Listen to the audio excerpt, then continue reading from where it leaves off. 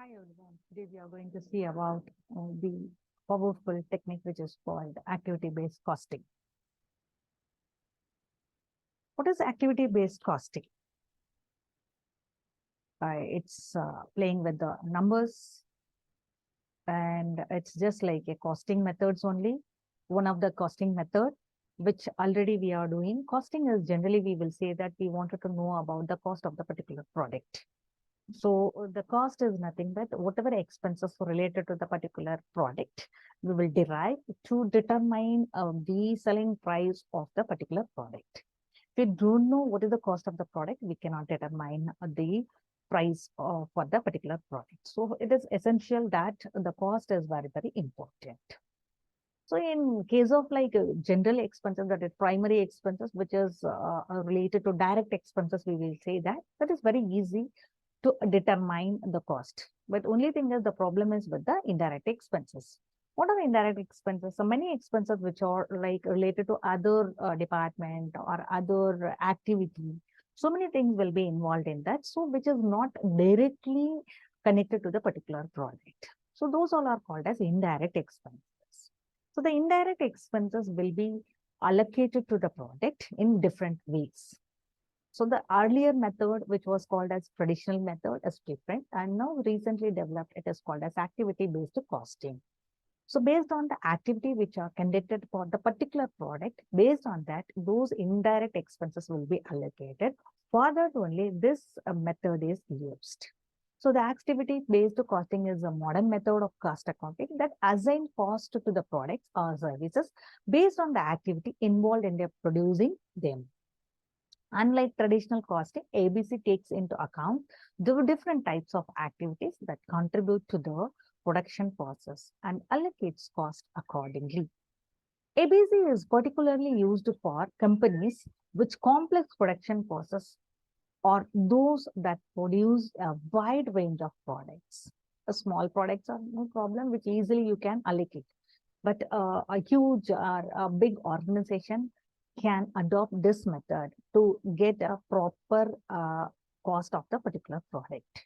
By identifying the specific activity that drive cost, companies can gain a more accurate understanding of their cost structure and make more informed decision about pricing, product mix, and resource allocation. Why? Because you know very well resources are very limited. So we have to allocate the resources according to the profitable product. So that's why it is very, very important to know the exact price or exact cost of the particular product. The key components of ABC, that is activity-based costing, includes identifying the different activities involved in the production process, determining the cost drivers for each activity, and assigning cost based on the amount of resources consumed by each product or the service. To implement ABC, companies must first identify all the activities which are involved in the production process of the particular product and classify them as either value added or non-value added. Value the final product, while non-value added activities you are not going to be considered. Once the activities have been identified, the company must determine the cost drivers for each activity, which are the factors that cause the activity to consumer resources. Finally, the company assigns the cost to each product or service based on the amount of resources used or consumed by each activity. So what are the challenges? So when you are doing that activity-based costing, what all are the challenges will be faced by the people? While ABC offers many benefits, implementing it can be challenging for the companies.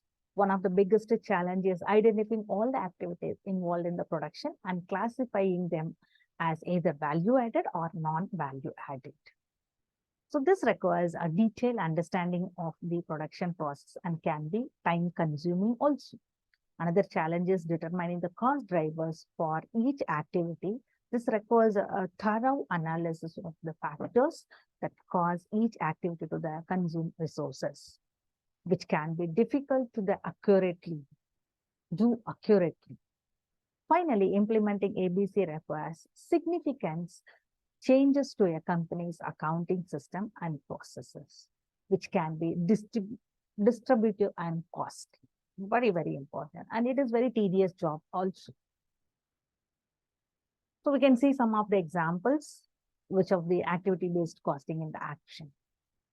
Many companies have successfully implemented ABC to improve their understanding of product costs and make better business decisions. So we can see one example. A manufacturing company might use ABC to determine the true cost of producing each type of product it makes. A healthcare provider might use ABC to understand the true cost of providing different types of medical procedures, allowing it to set prices that reflect the actual cost of care. Finally, a service provider such as a law firm might use ABC to understand the true cost of providing different types of legal services, allowing it to price its service more accurately. So these are some examples of like activity-based costing used by the different companies. So there are different terms which are used in the activity-based costing, which are very, very important. Activity-based costing is a method of allocating cost to produce products or services based on the activities that derive these costs. The first important term in the ABC is cost driver, very important, cost driver, which refers to the factor that cause a particular cost to be incurred. That means the driver, which is very, very important. So one of the factors which will be considered for the particular product. For example, in manufacturing, machine hour may be a cost driver for electricity usage. Further, I can example it. So for example, like in a college, there is a college where they have different departments are there. But there is a Xerox machine, which the Xerox machine is used commonly by all the departments. So each department will be using the Xerox machine. There are different methods we can use. Either you can use in the way of like number of pages, which is taken by the particular department, or number of hours used by the particular department. If it is consuming more number of hours, then we can use hours. Or if it is generally Xerox machine, we can determine the number of pages used by the particular department. So here the number of pages is one of the cost driver. At the same time, we can say that, like, for example, one machine is there. For example, like lane is there. So different one particular layout you take. There are different houses are there. Each are having the lanes. So they wanted to like trim the lane. So for that, they are going to use a machine. That machine will be used by them, means that is called as machine hours. So how many hours they are using, that machine hour will be called as cost driver. So this machine hour, number of hours used by each department will be considered as a cost driver. Another important term in the ABC is cost pool, which is a grouping of costs that are related to a specific activity. It's you're going to group. For instance, all the costs associated with the maintenance of a machinery might be included in a cost pool called machine maintenance.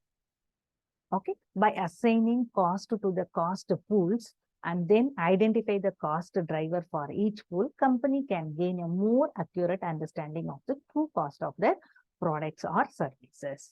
So again, I can explain this, what is cost pool.